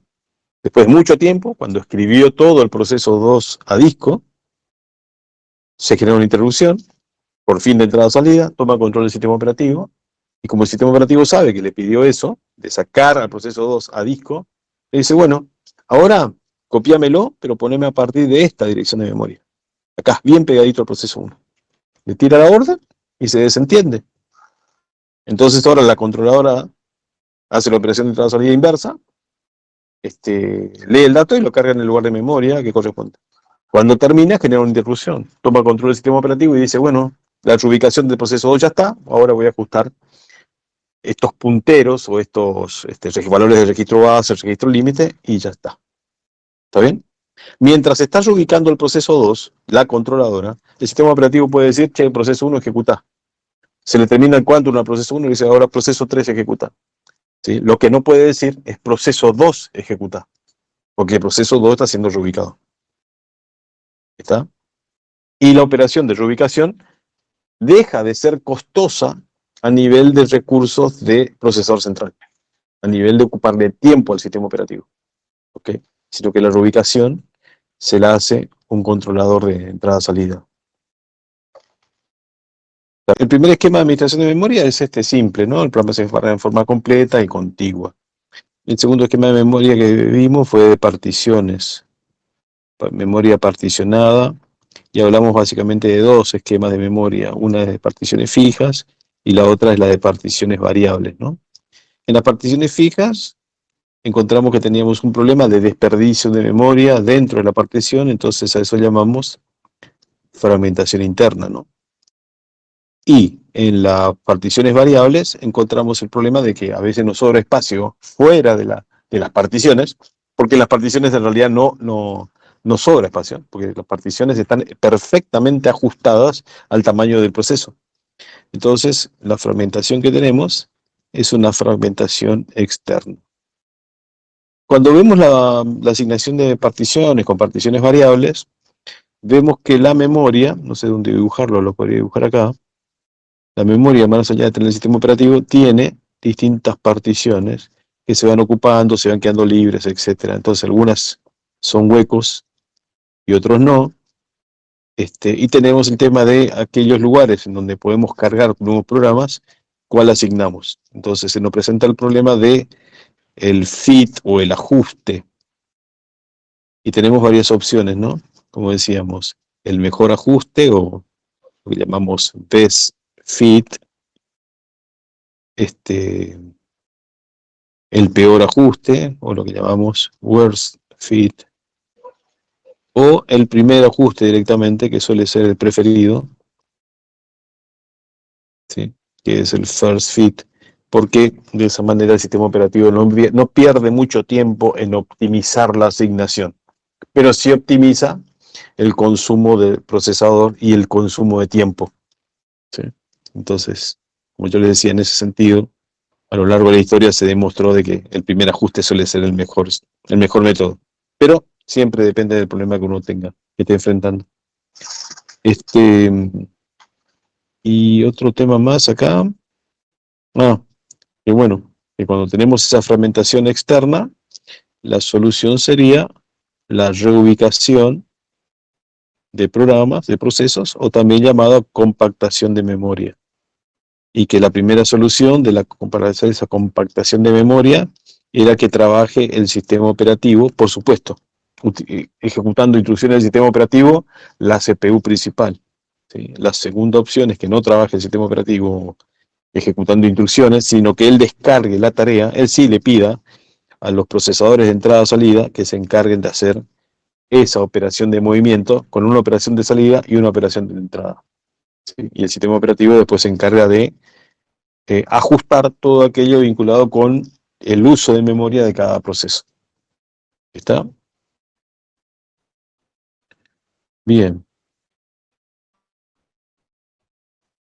Y bueno, en algún momento llega la década del 60,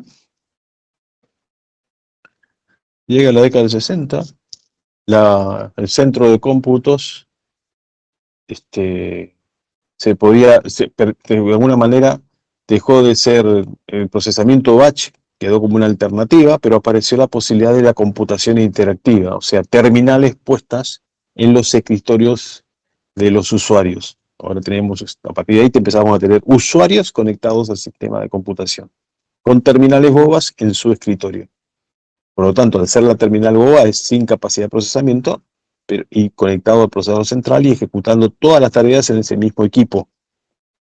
Y aparece el algoritmo de planificación round robin, ¿no?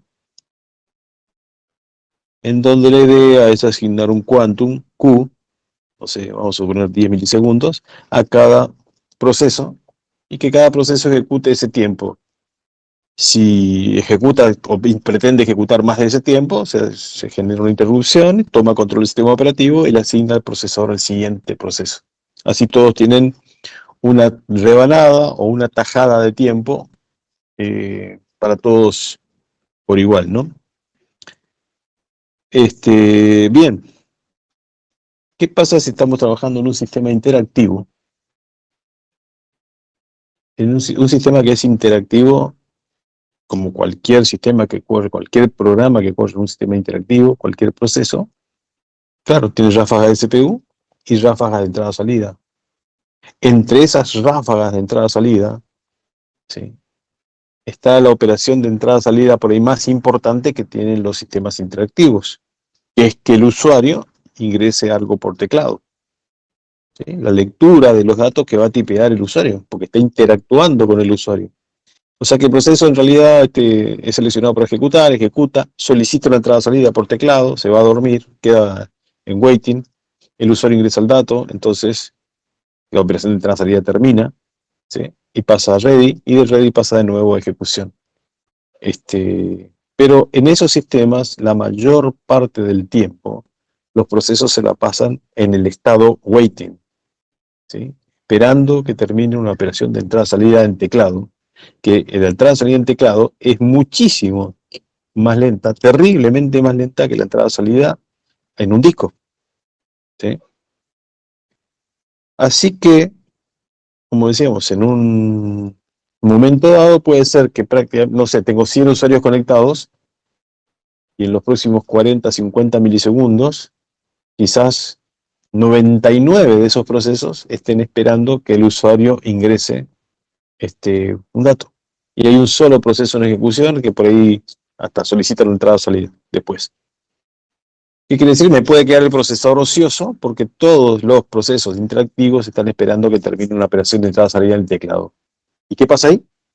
Otro usuario conectado quiere ejecutar un programa, ¿sí? ¿Como proceso se puede crear? Perfecto. ¿Como proceso podría ejecutar? En teoría sí, porque incluso nadie está usando el procesador. Pero, ¿hay memoria? Y quizás no, porque ya tengo 90 y pico, 100 procesos y quizás ya no quede memoria, todo con particiones variables o lo que sea, ¿sí? Ya no hay suficiente memoria. Y la pregunta es, ¿qué le decimos entonces a ese usuario? Espere que si alguno va a terminar, algún proceso va a terminar, va a liberar memoria y usted va a poder ejecutar su programa. ¿Cuánto tiempo le vamos a decir que espere? ¿Un segundo? ¿10 segundos? Intente más tarde. ¿Cuánto más tarde? ¿Sí? Digamos que esa solución no está tan buena, ese consumo de memoria debería ser un poquito más flexible. Permitir que un programa pueda ejecutar incluso cuando falta memoria. ¿Por qué? Porque puede ser que la gran mayoría de los procesos que están usando memoria estén en estado waiting. ¿Se entiende? Y permitirle a este nuevo usuario que quiere lanzar ese nuevo proceso que lo lance. Entonces,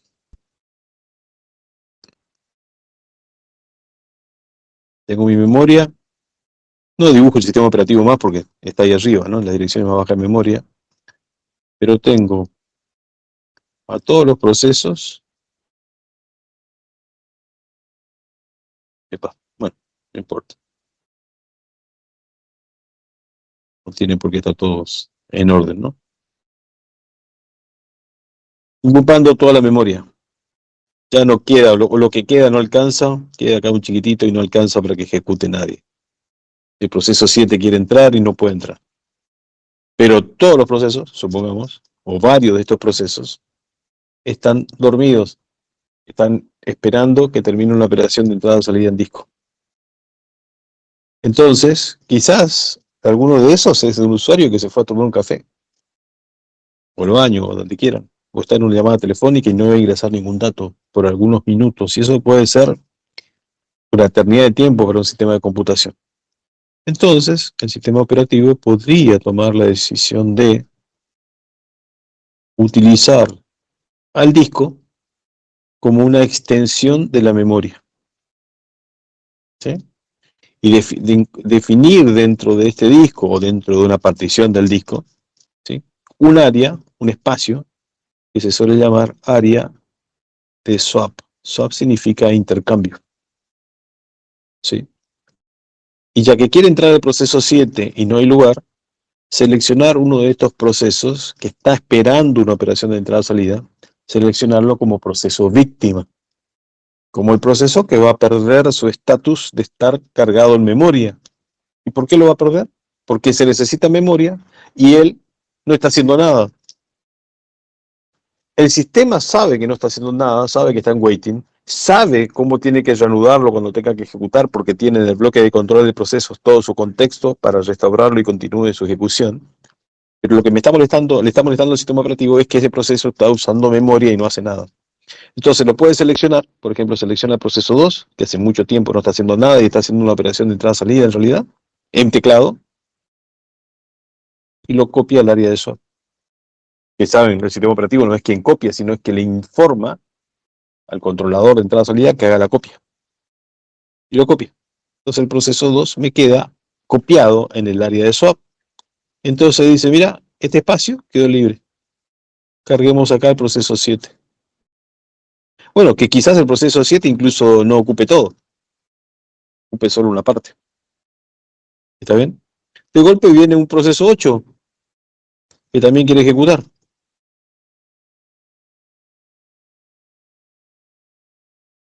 Un proceso 8 que también quiere ejecutar. ¿Se necesita memoria? Bueno, saquemos el proceso 5. Tenemos dos procesos que están en el área de swap y vamos a suponer que este es exactamente igual, el tamaño del 8 al 5, entonces se queda ahí. Sí, se carga en ese lugar. ¿Está bien? Bueno, en algún momento terminará el proceso 8, en algún momento terminará, no sé, el proceso 1 o quien sea, y en algún momento el usuario dueño del proceso 2 volverá de la cafetería e ingresará el dato que le está pidiendo el sistema, el subprograma. O sea, que va a terminar su operación de entrada-salida. Bueno, ahora se repite el problema. El problema que teníamos antes, un usuario quiere lanzar un proceso y no entra. Ahora tengo un proceso que ya fue lanzado, pero que estaba dormido y lo pusimos en el área de swap o de swapping. Necesita continuar su ejecución. Si hay suficiente memoria, supongamos que el proceso 7 ya terminó, que el 1 también, listo. Epa, ahí me equivoqué. Ya terminó, bueno, listo. El proceso 2 se carga memoria y se acabó la historia. Todo resuelto. No se da ni cuenta de que pasó eso. Y abandona y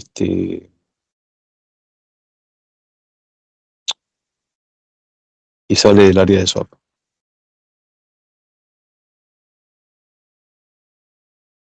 ¿Sí? Y vuelve a continuar su ejecución. La operación bueno, en algún momento el sistema operativo selecciona quién va a salir. Esa operación se llama swap out. Y en algún momento el sistema operativo dice quién va a entrar. Esa operación se llama swap in. ¿Está bien?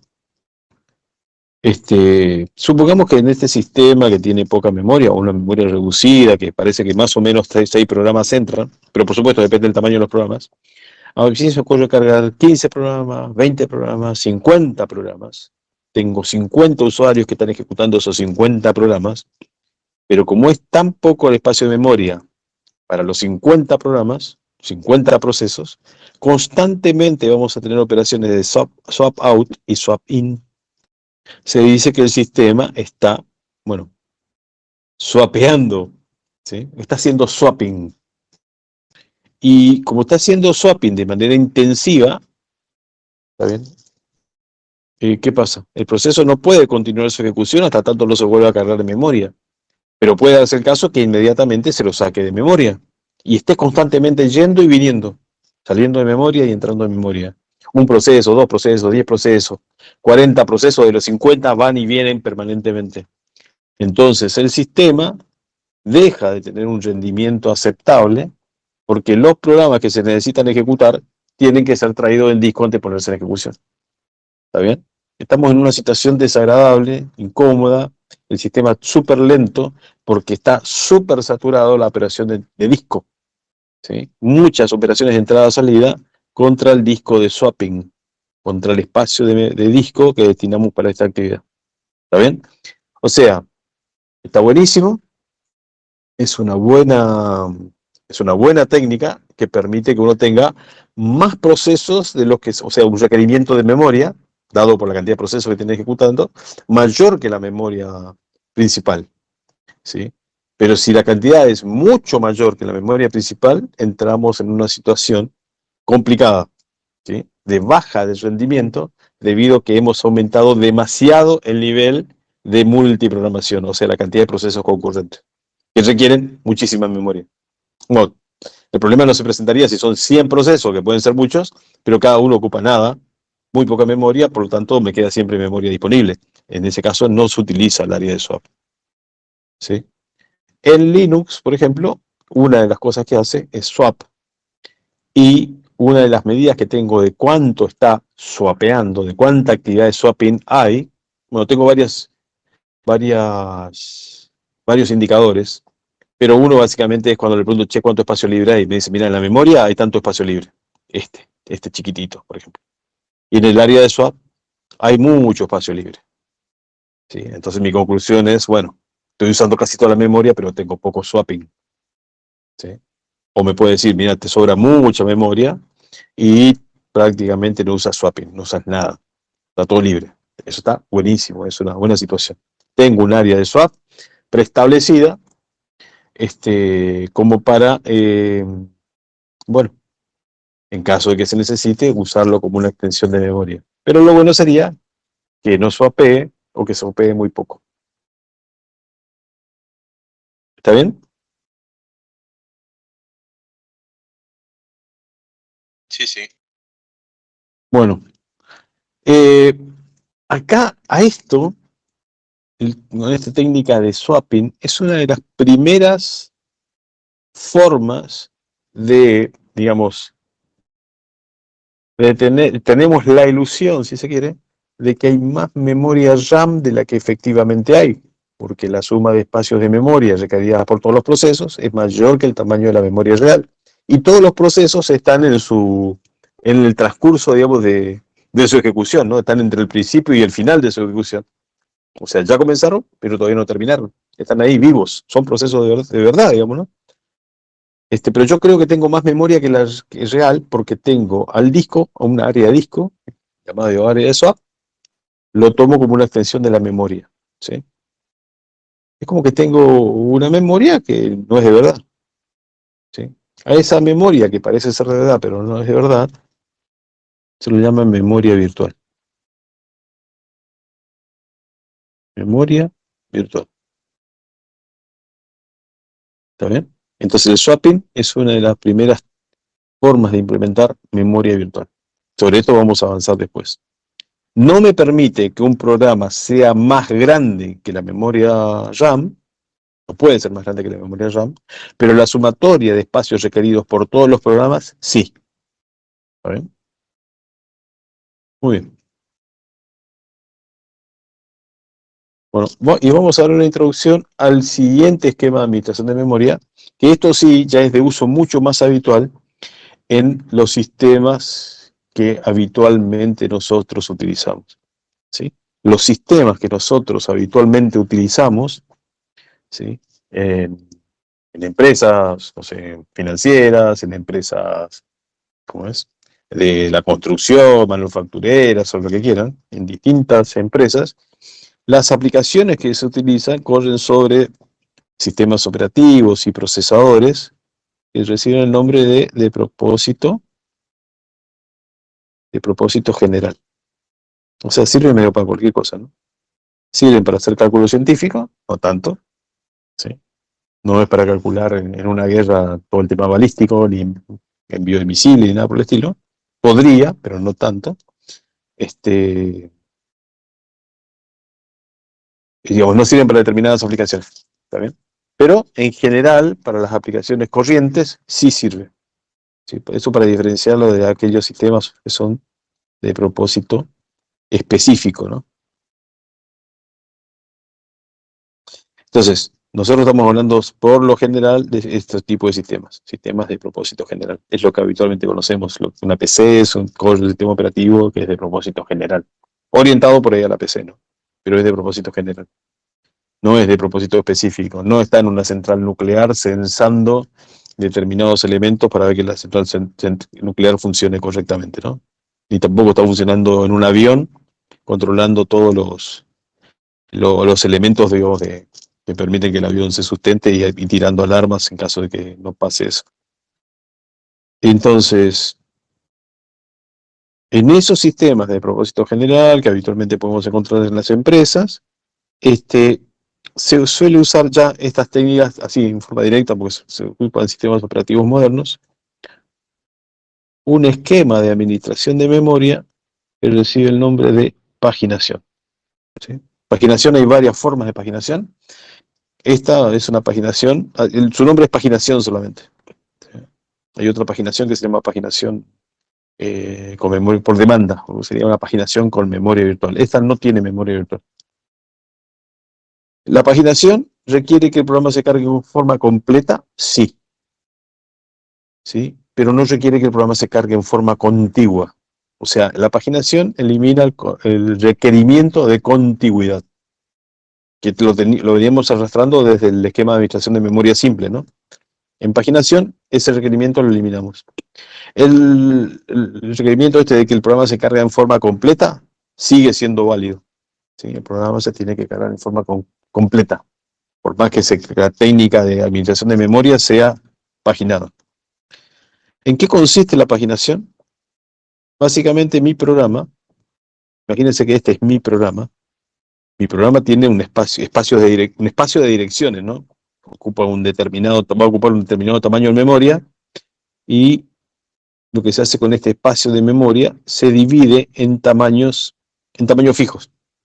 Supongamos, en tamaño. Lógicamente, no hay una división, no es que en el programa hay una rayita así que dice hasta acá 1K, hasta acá 2K, ¿sí? En páginas, se divide en páginas. Y cada página, supongamos, para hacerlo simple, es de 1K, 1024 bytes. Tengo otro programa, si el programa este ocupa 3K, está dividido, en lugar de 3 pensemos en... Porque este programa de arriba tiene 3K, sí, o al menos 2K y pico, porque tiene dos páginas de 1K, y esta última página, bueno, mi programa puede ser que termine por acá, digamos, ¿no? No termine de usar la última página, pero, bueno, acá tenemos otra página que podemos tener que tiene 4K, ¿sí?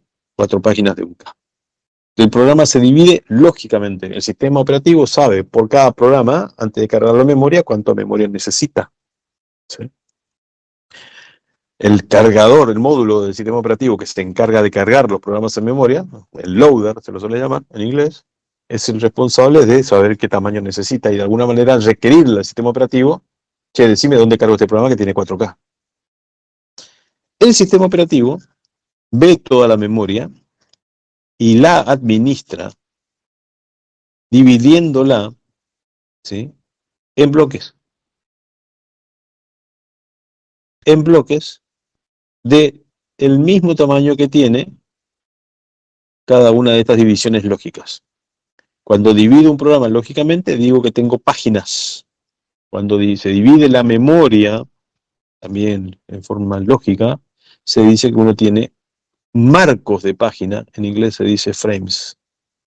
Muchas veces cuando uno habla de página, habla de lienzo, como si fuera una pintura, ¿no? Un pedazo de tela donde pintamos algo. Y tiene un tamaño predeterminado, un K. Ese lienzo se pone dentro de un marco, ¿sí? Como si fuera un cuadro, un frame.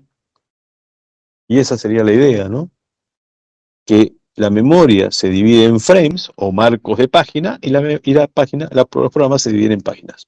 Supongamos que este es el programa A y este es el programa B, el proceso A, el proceso B. A esta primera parte vamos a llamar página 0 del proceso A, página 1 del programa A, página 2 del programa A.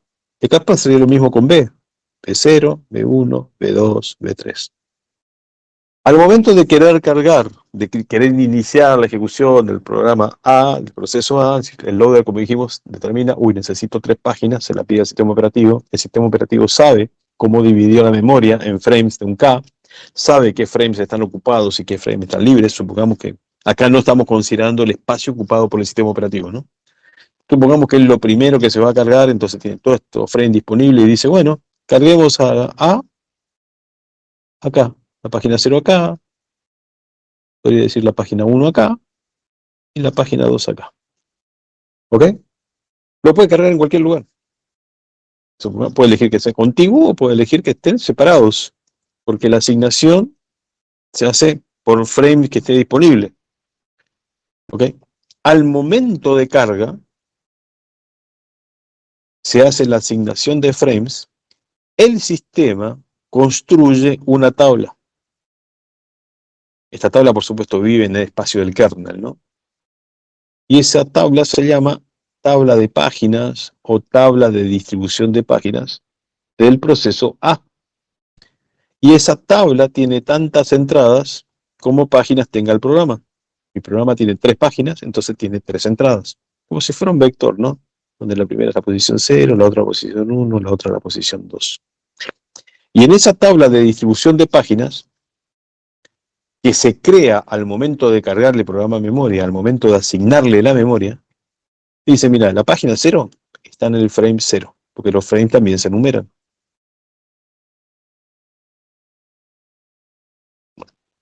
La página 0 está en el frame 0. La página 1 está en el frame 3. La página 2 está en el frame 7. ¿Ok? Y después vamos a ver cómo lo ejecuta, pero de esta manera es como se muestra cómo se distribuyen las tablas de páginas. Esto que llamamos tabla de páginas, de alguna manera me permite hacer un mapeo, un mapa de dónde está cada cosa. Es fundamental que el sistema operativo maneje esa tabla de páginas para saber dónde puso cada página, para después ver cómo ejecutar el código que está en cada página o acceder a los datos que están en cada página, y a su vez cuáles son las páginas que van a quedar libres al momento de que este programa termine y que se le desasigne memoria. ¿Qué pasa con el proceso B? Si viene a cargarse a continuación, bueno, lo mismo. El cargador solicita, el loader, le pide al sistema operativo, dame 4 frames, y asigna esos 4 frames y carga las páginas. Por ejemplo, B0, por ejemplo, B1, por ejemplo, B2 y B3. Y le construye, todo esto antes de ejecutar, ¿no? Una tabla de páginas, que ahora es más grande, que tiene 4 entradas. Y que dice que 0 está en el frame 6, que B1 está en el frame 4, que el 2 está en el 1, y que la página 3 está en el 2, ¿no? Sí. 2. ¿Está? Entonces, el programa se divide en páginas y la memoria principal se divide en frames. En el momento de carga del programa, del proceso, digamos, se crea tablas de distribución de páginas que establecen la ubicación, que me sirven para mapear la ubicación. Acá la página 0 es lógicamente la página 0, pero físicamente se almacenó en el frame 0. La página 1 del proceso A está en el frame 3, ¿está bien? No vive en el mismo frame, en el mismo número de frame. ¿Está? Entonces, supongamos que las páginas tengan 1000 bytes, no 1024, 1000 bytes. ¿Sí? Y supongamos, la CPU lo que hace es, trata de acceder a una dirección de memoria. A esa dirección de memoria a la cual quiere acceder vamos a llamarle dirección lógica. Supongamos que está ejecutando el programa A, ¿sí? Que tiene páginas, como todas las páginas del sistema, como todos los frames del sistema también, del mismo tamaño, 1000 bytes. ¿Sí? Un K medio modificado por nosotros. 1000 bytes para hacer el cálculo simple. Y la CPU trata de acceder a una dirección lógica. ¿Sí? Trata de buscar la próxima instrucción a ejecutar, que supongamos que está en la dirección de memoria 90. ¿Sí? La dirección lógica a la cual quiere acceder a la dirección de memoria 90. Bueno, la pregunta es, ¿en qué frame está? Porque la CPU va a tratar de acceder a esta dirección lógica, pero un componente de hardware que se llama MMU, Memory Management Unit, unidad de manejo de memoria, va a traducir esta dirección lógica y lo va a transformar en una dirección física, que es a donde efectivamente se va a hacer la operación, por ejemplo, de búsqueda de la próxima instrucción. La MMU, ¿sí?, auxiliado por la tabla de páginas, va a tomar el valor 90 y lo va a dividir por 1000. Mejor dicho, lo va a dividir por el tamaño de la página. En nuestro caso hipotético, para hacer aritmética decimal, usamos 1000, no 1024. 90 dividido 1000, bueno, es clarita la división, ¿no? Da 0. O sea, número de página 0. Este es el número de página. ¿Sí? Porque si miro una página cualquiera acá, la página A0 va de la dirección de memoria 0 a la dirección de memoria 999. La última es la 999. La primera es la 0. En total hay 1000 posiciones. La segunda es desde la posición de memoria 1000 hasta la posición de memoria 1999. O sea que esta división que hicimos, ¿okay?, 90 dividido 1000 me da 0, ese es el número de página en el cual está la instrucción, la dirección 90. ¿Sí? Es la página en la cual está. Pero ¿dónde está la página 0? La página, bueno, la página 0 decimos re simple acá, ¿no? Vamos a cambiarlo. La página 0 vamos a ponerlo en el 5 para complicar la cosa. Acá dice 5. Bueno. Vamos a complicar la cosa. Vamos a mandar a la 5. Entonces en la 5 está la A0. Y la vamos a sacar de acá.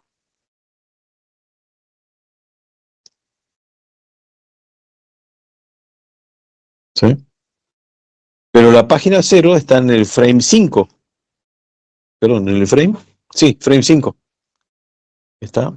¿Cómo me doy cuenta que está en el frame 5? Porque la MMU se da cuenta y dice página 0, subíndice 0 de esta tabla, o de este vector, toma el primer elemento en la posición 0 y dice es un 5. Entonces él dice no tengo que acceder al frame 0, tengo que acceder al frame 5. Entonces de esta división sale que el 0 va a ser en realidad el frame 5. Pero por otro lado, no basta con saber a qué frame acceder, sino él tiene que saber a qué lugar de memoria acceder. ¿Sí? Sí, una cosa es el frame, el 5, página 0, el 5 es el frame,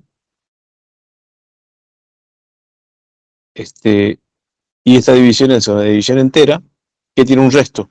En este caso el resto es 90. En mi época se hacía así, diciendo este es el resto. 90 es el resto de la división entera. Entonces, si la instrucción estaba en la dirección 90, por acá por el medio, digamos, no sé, cerca al principio, ahora está en la dirección 5090. Porque está en el frame 5, y el frame 5 comienza en la dirección de memoria 5000. Porque cada uno de los frames ocupa 1000 bytes. Porque el tamaño del frame es exactamente igual al tamaño de la página. Si la página tiene 1000 bytes, el frame tiene 1000 bytes. Y si dice que estamos en el frame 5 comienza en la posición de memoria 5000. O sea que si yo, con esto, ¿cuál sería la dirección física? La dirección física sería 5000, que es donde es el frame 5, más el resto de la división entera, que es 90. ¿Está bien? El 0, entonces este número de páginas se utiliza como subíndice para calcular el número de frame. El frame se multiplica por el tamaño de la página, o sea 5 me da 5000, y a esto le tengo que sumar el 90. Al valor 90, al resto de la división entera se le llama desplazamiento. Entonces, es como si a la dirección física, que me decía 90, yo la parto en dos. Una parte que me va a ser el número de frame, este es el número de página que se traduce en número de frame, 5. Y este es el desplazamiento dentro de esa página. Y a ese desplazamiento se le suma el valor 90. ¿Sí? Entonces, esta sería la dirección física. Vamos a hacerlo así. Dirección 5090. ¿Se entiende? ¿Quién hace esta operación? La MMU. ¿Cómo la hace? Utilizando la tabla de páginas. Sin tabla de páginas no puede hacer este cálculo. ¿Quién accede a la memoria? A buscar el dato para la CPU, la MMU. ¿A dónde cree que accede la CPU? Cree que accede a la dirección 90, pero en realidad accede a la dirección 5090. ¿Sí? Y eso permite, el hecho de que esa MMU sea inteligente y que ocupe una tabla de páginas, es lo que me permite implementar paginación. O sea, para implementar paginación es necesario tener un procesador que sepa hacer esta traducción de dirección lógica a dirección física usando una tabla de páginas. Si hablamos de arquitectura Intel, de procesador Intel, bueno, la PC nació con el procesador 8086, después vino el 80-186, el 80-286 y el 80-386 fue el primer procesador que soportó paginación. ¿Sí? Antes, estos procesadores no soportan paginación. Además, distintas computadoras, distintos procesadores que soportan paginación, pueden soportar tamaños de páginas distintos. Algunos soportan tamaños de 1K, otros soportan tamaño de 2K, otros soportan tamaño de página de 4K, o sea, tamaño de página y tamaño de frame que deberían ser iguales. ¿Ok? Otros procesadores soportan más de un tamaño de página, de tal manera que cuando levanta el sistema operativo, setean a nivel de hardware con qué tamaño de página van a trabajar. Por ejemplo, dicen, che, tengo 4 formas de trabajar, pero voy a trabajar con páginas de 2K. Y a partir de ahí, todas las páginas tienen 2K. ¿Ok? Bien.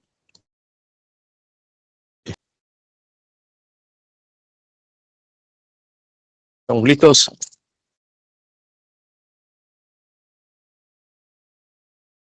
Excelente. Sí. Muy bien. Bueno, vamos a saltearnos ahora dos temas para ir a otro tema importante, que es de administración de memoria. Después vamos a volver sobre los temas que estamos salteando en este momento, ¿no? Nosotros habíamos comenzado la materia diciendo que teníamos